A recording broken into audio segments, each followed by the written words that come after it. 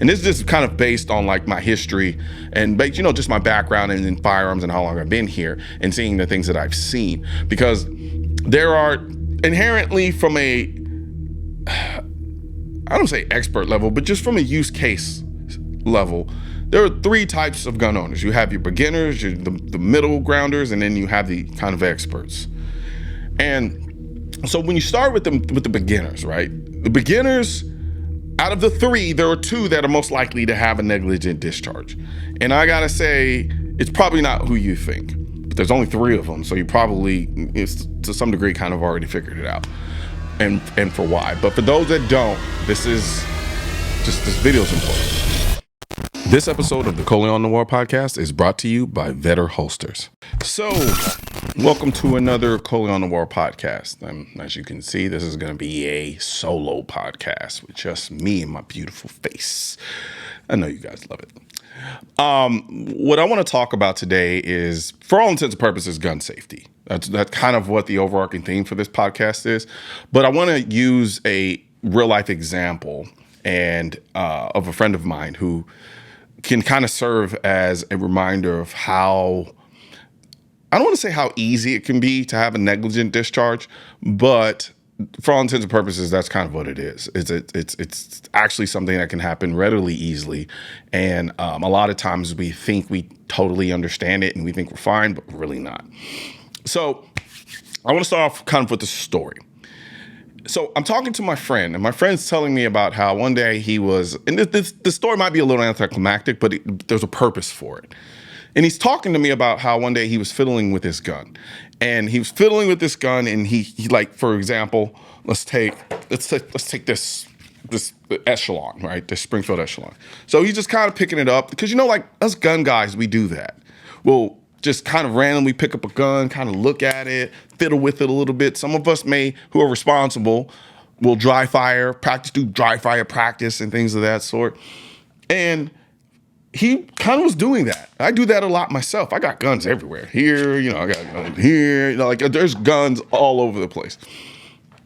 And he kind of was just going through the motions. Like he's pretty comfortable with guns. Like I'd put him expert level. And he kind of was like, he picked up the gun and he just simply put his finger on the trigger and pulled it. And it was odd to him because it's like, he knows the rules of gun safety. He's not a buffoon. Like he understands it and he's not a novice. But he just put his finger on there and just pulled the trigger. And as a result of that, his brain alarms kind of went off a little bit. But nothing set the alarm off like when he realized he still had a full mag in the gun. So if he had just haphazardly picked up the gun, played around and racked the slide, and then pulled the trigger, he would have sent a round through his wall.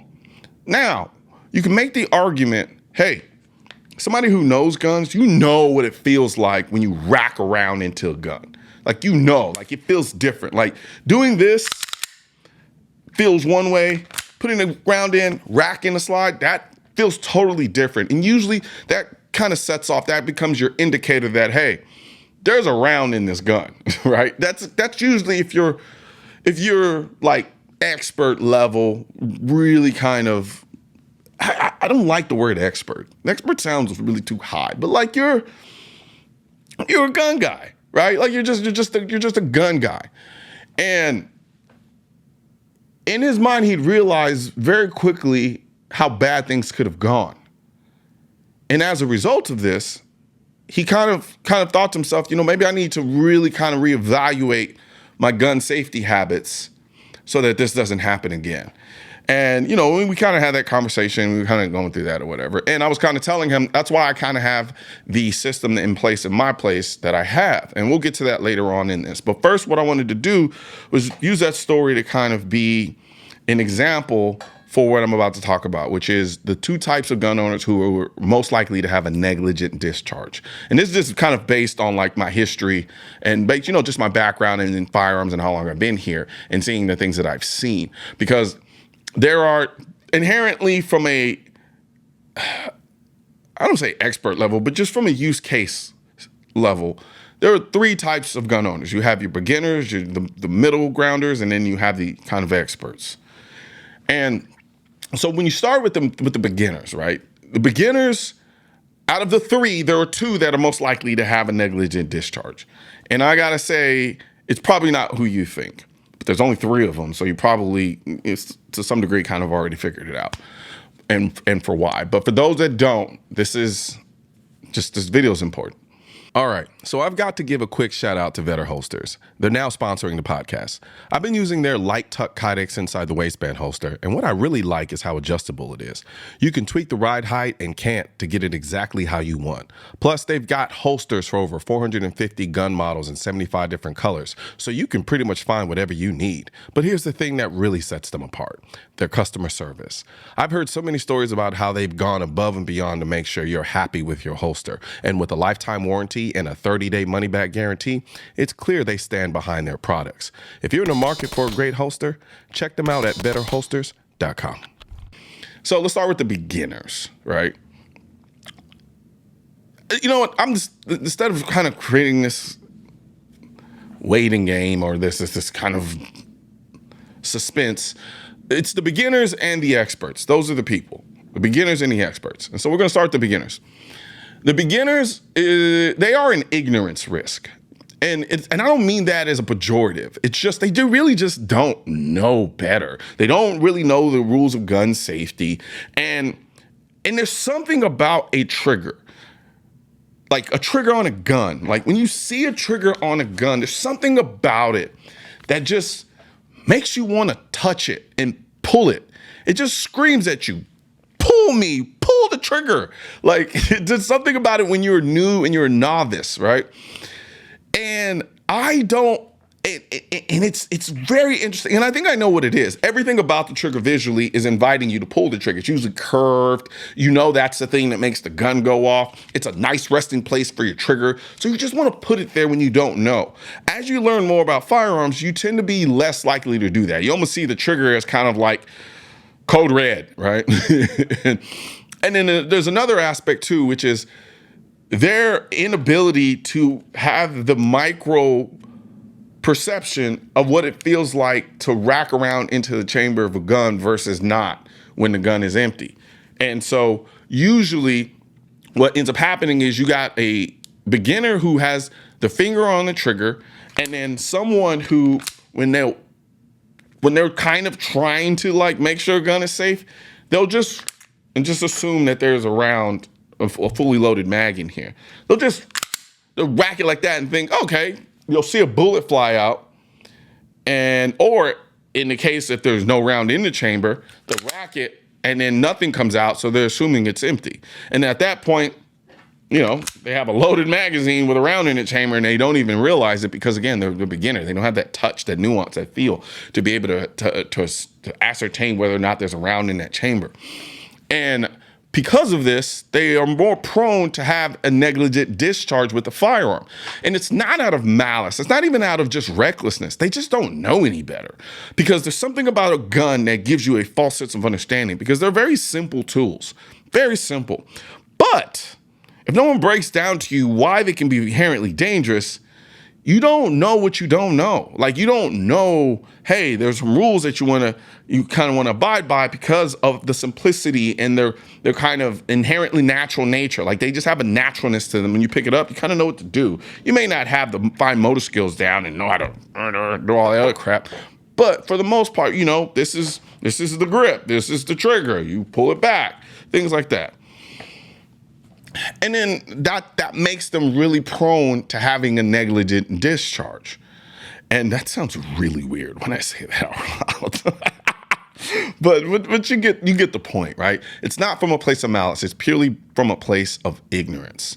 And then once they learn about, you know, the rules of gun safety, and, you know, somebody educates them and informs them and they start to learn these things, then they graduate to the middle ground. That's the middle ground. Now, these people, the people in the middle, they are less likely. They're the least likely to have a negligent discharge. And the reason why is because they are so new to understanding the rules. Because if somebody teaches them the rules of gun safety, it's one very fresh in their mind. They know exactly, like they can recite that shit forwards and backwards, left and right. Like it's right, fresh in their mind. And not only that, somebody has probably scared them about what could happen if they put their finger on the trigger and the gun goes off, which is a good thing. Like they've had someone instruct them and say, look, you pick this gun up and you accidentally, and you put your finger on the trigger, or like I've done it before. I've taught people, I've had them over at my place, and then I'm showing them and I'm like, hey, and the first thing they'll do is they'll come and they'll just like take their big ass fat fingers and just wrap it around the trigger.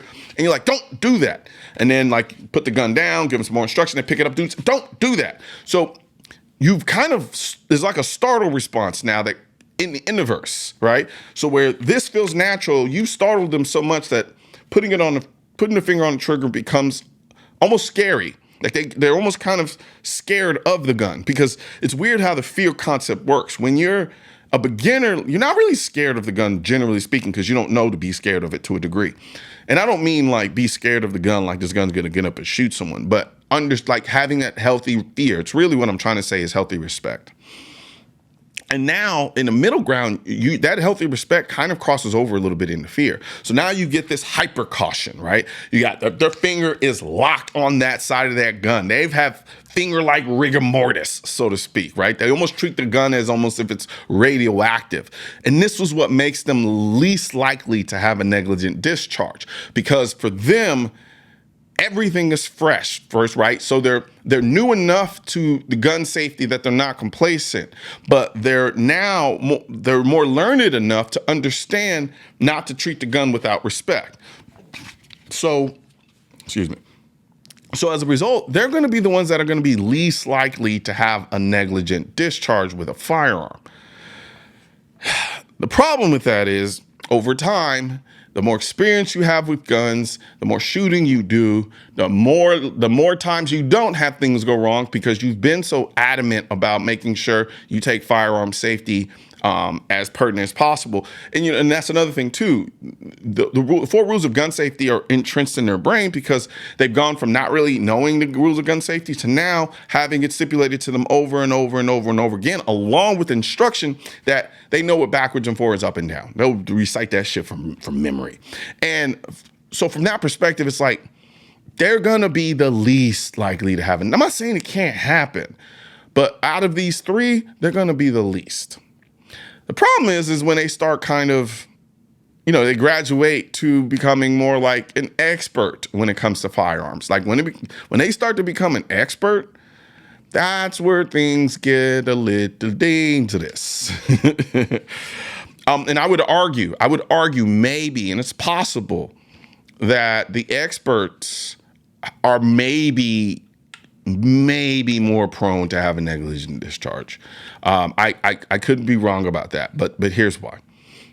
So these people, they've been around guns for decades, eons. Like guns are like, it's me. And I'm not saying I'm just an expert on firearms, but I'm completely comfortable with guns. I often end up seeing guns through other people's eyes. I'm so acclimated to them. Like when I see them, it's nothing to me, literally nothing. They might as well be a piece of paper on a table. But to other people, they see them and they're like, oh shit, that's a gun, right? So there's this benign effect with respect to firearms that I have. And there's almost kind of closeted fear that a lot of other people have just simply seeing a gun. With me, I don't have that at all. So I'm used to it. So I don't death grip my index finger on the side of the gun anymore. I don't lock it there on the side. It kind of floats. It's here, it's there. Never really touching the trigger, but it's here, it's there. Sometimes, I'm not gonna lie to you, sometimes I'll be here, I'll check the gun, make sure we're clear, and I'll play with the trigger a little bit, do things like that. And as a result, that complacency kind of starts creeping in, because now things start to become autopilot. And I think this is what my friend experienced, because at a certain point, you almost forget that these are guns, that there could be a round in the chamber. You could have done something before where you racked around into the chamber and didn't realize, or maybe you didn't miss that micro cue that told you, oh, when I racked that slide, I didn't take the magazine out. But I'm so confident and so used to guns, it doesn't really strike you. Like you just kind of think, okay, yeah, I have a gun in my hand. It's I did my safety brief, checked it, I did all that crap, whatever. And as a result, you become complacent. And now you're working on autopilot. And the problem with autopilot sometimes, and I'm going to get to a point where autopilot can actually be to your benefit from a safety standpoint. But sometimes the autopilot is, especially if you haven't really ingrained that gun safety, or you haven't really completely ascertained the severity of a negligent discharge going off. Like if you haven't really done that, but you've gotten to this point where you're an expert level with the firearm, you're more inclined probably to have a negligent discharge. And I know it's kind of hard to think that way, but it is very, very true. And I've seen it because you just go through the motions. And everyone knows when you just go through the motions, that's when accidents happen. So you'd have someone who gets a firearm and then without thinking, they're on autopilot and they just pick up the gun and boom, pull the trigger, right? Because in their brain, they think they went through the safety check, but they didn't. And that's how stuff like that can happen. It's a little bit harder with an AR because it's bigger, but even then that can happen too. But for the most part, when you become kind of an expert level with a firearm, things just feel very natural. So you don't think to do things. So like, for instance, like and we don't have the same rigorous standard, or at least if you haven't set for yourself that like pilots do. Pilots fly hours and hours, fly the same plane over and over and again, but they still go through that checklist every single time. The checklist, boom, boom, boom, boom, to make sure that nothing goes wrong. The guns are so accessible and so easy to access. It's kind of easy to have checklists for a plane because it's a fucking plane. Like, there's a lot of things, a lot of buttons and things going on that you got to do and figure out to make sure that you don't crash the damn thing. With guns, you just kind of pick them up. And it can become almost arduous and tedious to go over in your mind all the damn time. Oh, we got to do this, got to like slide back, do other stuff like that. So you become overconfident because you feel like I've been doing this forever. And then boom, like remember that video of the DEA agent? I think it was DEA agent of sorts. And it was all like, for those who know, they know. Like that was like the quintessential gun fail video for a lot of shooters getting into the space back there in that time. He's in a classroom, he has a gun, he's like, I'm the only person that's expert enough to handle this gun. Bang! Puts his finger on the trigger, gun goes off, shoots himself in the foot or the leg or something like that. That is a classic example of an expert getting too complacent, too confident, and not being cautious enough and NDing around into his foot or whatever extremity he ended up NDing himself into. Now, me personally, I have a very thorough system. It's kind of thorough, a little bit. No, it's pretty thorough. So I have a system in my own house, right? And everybody's system is going to be different because you have to account for different things. If you have kids, you have dogs, you have people at your house, things like that. I don't have kids. I don't have a dog. I don't have any pets. I rarely have people over at my place. So I have a system that is pretty unique to me. And one of the things that I do not do, so I have two sets of guns. I have guns that are set up for self-defense, and then I have guns that are just the guns that are there, right? And now I'm a little bit of a specific case because, I do review guns and things like that. So I typically need to have guns around so I can get used to them, get a feel for them so that when I do the review, I'm talking from experience. But in my place, in my house, the guns that are set up for defense never get touched. And I mean, they never get touched. They never get touched unless I'm checking them to make sure that they're still lubed, make sure that I'm taking them to the range to make sure that they're still functional, that I'm running my defense rounds to them, things like that. Yes, that will definitely happen. But other than that, wherever they're put, that's where they stay. They don't move. I'm not going to go and pick up my gun that I have. It's like, for instance, here. For this video, I'm doing it because I'm using this as an example. So for me, I have what I call a desktop gun. This is the gun that sits on my desktop on my desk while I'm at the computer doing work or whatever it is that I'm doing. And that gun is going to be this staccato, right? This staccato sits on my desk. I haven't held or felt this gun in a very long time. And when I say long time, we're talking week to months, right? Largely because, like I said, I don't fiddle with it. I don't play with it. It sits there ready to go. In this case, it's not because I'm talking about it in a video, but I got my ammo in it ready to go. There's usually a round in the chamber. I have the safety on, and it just sits ready to go. I don't play with it. I don't touch it. It doesn't move. It sits right there underneath my computer monitor, ready to go. And the reason why I do that is because I don't want to get so complacent with it, because I am, like I said, I'm a upper tier in the range of, experience with firearms, that I could become complacent, pick it up one day, drop the slide, drop the safety, and just put my finger on the trigger like my friend did, and boom, now I've sent around wherever it is that I had the gun pointing. I don't want that. So for me, those guns stay exactly where I put them. Same thing with my bedside gun. My bedside gun stays on my nightstand. I don't move it. I don't touch it unless I absolutely have to. It stays there ready to go. That's it. Those are the only guns that are actually loaded in my house, period. I have guns in a couple other places too that's set up for defense. I don't touch them. I don't fiddle with them. I don't even dry fire them. Now, when it comes to the other guns, all the other guns stay unloaded. They are never, ever, ever, ever have a round in the chamber. I never put a round in the chamber of any of the guns in my home. As you can see here while I'm on video, like for instance, this gun has rounds in it, right? This gun has rounds in it, but I can't remember the last time I've racked the slide on this gun to actually load a round. Now, it has rounds in it because it's kind of like a secondary defense. Like it's one of those guns that I know it's in my safe. I know there are rounds in the magazine. So if I, for whatever reason, need to go and grab it for whatever reason, it's there. And I have several guns like that. Like this Echelon's the same way. Like this has rounds in it too. So for me, I still never actually chamber a round. So they're not loaded. So they may be in the safe, but they're not loaded. And the reason why is because these are guns I fiddle with. I fiddle with them. So since I do fiddle with them and I pick them up, I touch them, I play with them, I do all this stuff like that. If I happen to make the same mistake that my friend did and just whimsically pull the trigger, yeah, I probably shouldn't do that if I didn't intend to. But if I did, the worst that happens is I get a loud click and that's all I hear. And then it's a reminder, hey, you need to get back on your game with this gun safety stuff. Like this is not a game, right?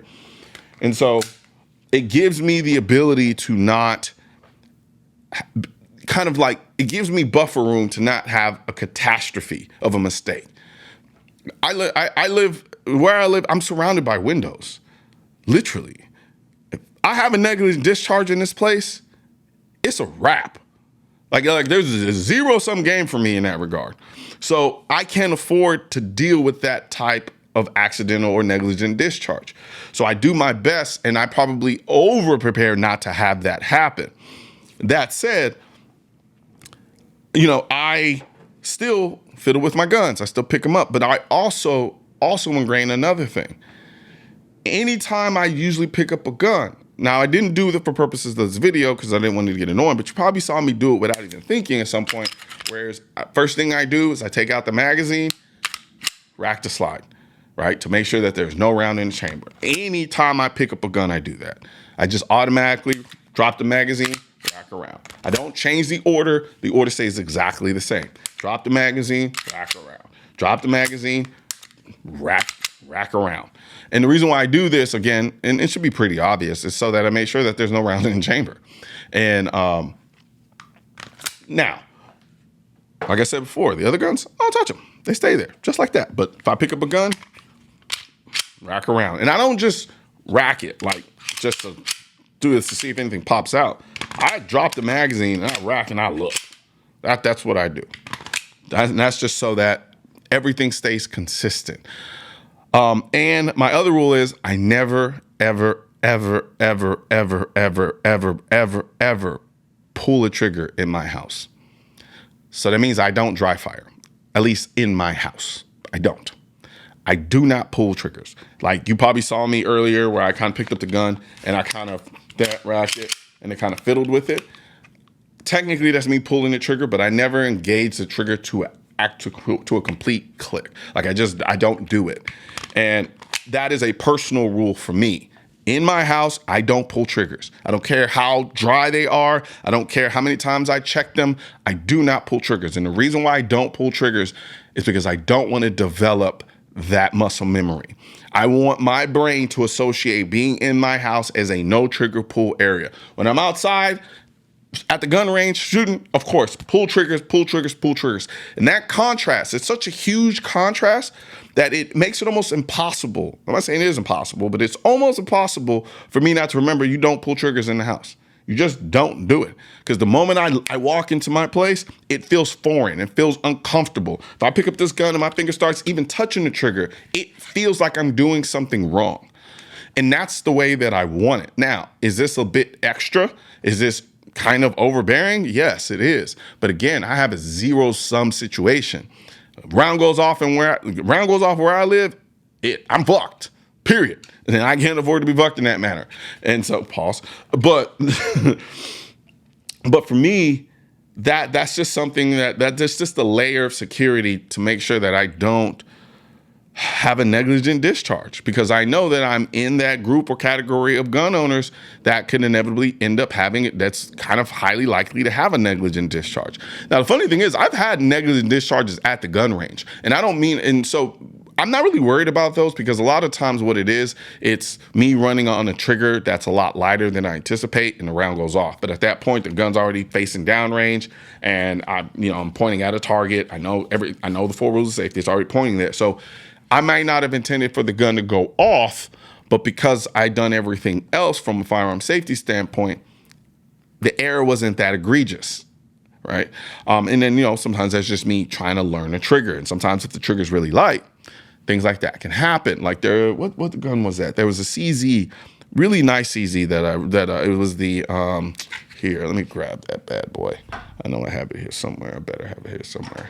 Where is it? It was a CZ. Here, let me see. It was this gun. This beautiful piece of machinery. This CZ Shadow 2. I have had more when I was doing the video, when I was at the range not filming, but when I was at the range prior to filming with this gun and learning the trigger, I had a few negligent discharges. And when I say negligent discharge, it has nothing to do with the gun. It is all me. It's all me. But what happened is this trigger is sublime. The trigger on this thing is absolutely beautiful. It's super clean, it's super crisp, and it's really light. It's like a competition self-defense gun. And boy, when I tell you this trigger is phenomenal, it's almost too good for me, because I kept accidentally engaging the trigger when I wasn't really completely ready to. And I talked about that in the video that I did about this gun. And so these are one of those guns, because the trigger is so good, so clean, so light, and I'm used to dealing with slightly heavier triggers. My understanding of pressure and how much poundage I need to apply to the trigger to make it go off is totally off. So I'm pointing the gun down range and ready to go, and then I'm like, I think I'm ready, boom. And I'm like, okay, I wasn't really ready to do that, but whatever, it was already down range. I'm pointing a target, and I know, so forth and so on. But this is one of those guns for me that kind of created a dicey situation, not like in that it is unsafe, but a dicey situation from the standpoint that I can have an ND in the safest way possible, meaning I'm on the firing line, I'm already about ready to shoot, put my finger on it, and I misjudged the pressure of the trigger. That's it. There's nothing wrong with this gun. This gun is actually phenomenal. But for me, that was something that I had to be aware of. Now, I don't want to get pedantic, but we kind of have to do it. And I'm doing this for me, and I'm doing this for y'all, but more so for me too. And just kind of going over the 4 rules of gun safety, right? It's treat every gun as if it's loaded. Don't point at anything you wouldn't destroy. Now, I want to go back to the first one real quick, because a lot of first-time beginners don't take that seriously, because it's like, I see a gun, I remove the magazine, there's no bullets in it, it's empty. So it's hard for your brain to say, well, this gun is loaded. It's kind of almost silly. But you gotta do it. You gotta do it, because what it does is it reinforces it in your consciousness. Okay, I gotta pause. I'm getting an important phone call I gotta take. I'm sorry, guys. I gotta grab this phone call. As I was saying, so the 4 rules of gun safety, you have treat every gun as it's loaded. A lot of beginners kind of struggle with this, because You see a gun, you see someone literally take a magazine out, it's empty. See them rack the slide, gun is empty, and then their brain is like, you want me to act like this is loaded? Yes, act like it's loaded. Because what it does is on your subconscious level, it reinforces the idea that, hey, you don't point this gun at anyone, even if it is unloaded, And so then you also don't get into bad habits of complacency and start just pulling triggers without checking to make sure that they're loaded. And even if it is checked out to being loaded, if you for some reason have a lapse in judgment, you basically, the 4 rules of gun safety are designed to make it so that if you do happen to have a lapse in judgment, if you break one of the rules, it's not a catastrophe. You break 2 of the rules, it could be bad. You break 3 of them, you're fucked. So that's kind of how it's designed to do. So what you want to do is to create safeguards so you don't get past 1 or even get to 1 in the first place. So speaking of 1, now number 2, don't point at anything you wouldn't destroy. So don't point at anything you would destroy, because if it does happen to go off, instead of it hitting something you're willing to destroy, it hits something you don't really care about. See how that works? Yep. And then of course, 3, finger off the trigger until you're ready to fire the gun, right? Because otherwise, you could have a situation where I misjudge the poundage of a trigger, pressure on the trigger, and I'm pointing and I put my finger on the trigger, and when I'm not ready to fire, gun goes off. And then of course, know your target and what's beyond it, right? Because we can kind of get this tunnel vision where we're looking at what we're shooting at. If you happen to be in a situation in a dynamic environment and you forget, hey, guess what? If this bullet goes through, it might hit this person, might hit that person, so forth and so on. So that's the 4 rules of gun safety. I just wanted to be a little pedantic with you there for just a little brief moment. I know, kind of kiddie shit, but it's good to kind of reinforce this into our brains over and over again. Even when I see it again, sometimes I'm like, okay, yeah, I remember that, all these 4 rules of gun safety. So that's kind of like my kind of long drawn out story about how my friend's almost bad situation helped me reinforce my own gun safety kind of situation here at home. And there was nothing to really change because I have a system in place already designed around this, but it just kind of reinforced in my mind that, hey, look, like I can become complacent too. And as a result, I can end up making mistakes. And, luckily nothing happened here, but it could definitely have gone completely south otherwise. So appreciate you all for joining me for another talk session with Colion Noir, the Colion Noir podcast. We're going to have some guests coming to you guys pretty soon. There was also going to be me doing some they're individual podcasts, but it'll be just kind of me and Peter kind of talking about different topics and things. I like talking to Peter about different gun aspects of stuff because he still kind of has a novice perspective on things. And so he is not tainted like I am. So there'll be some episodes like that as well. And I appreciate you guys for joining me on this episode of the Colion Noir podcast.